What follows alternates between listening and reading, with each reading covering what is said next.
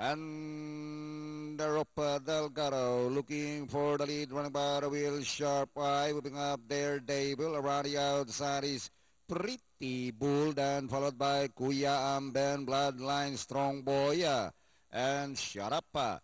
Passing the winning post, Pretty Bull takes up the running by Alang, followed by Delgado.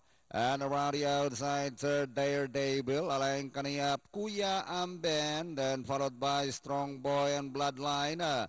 Out of straight day trouble, it is still Pretty Bull leading by half length. Delgado running second. Alongside now is Daredevil, 3 lengths back. Strong Boy and coming closer. Passing the half mile is still Pretty Bull, Daredevil, not the outside. Delgado, Strong Boy is racing fourth. Down in fifth by Sam 3 Bloodline. Here comes Kuya Amben, Blue Chic, Shut Up, Speed Admiral, and Sharp Eye, who's now running in a tail of the field. Inside the last 600, Pretty Bull hangs on by half length, followed by Daredevil. Strong Boy now for the outside. Inside the last 400, Strong Boy now for the outside by half length, followed by Daredevil.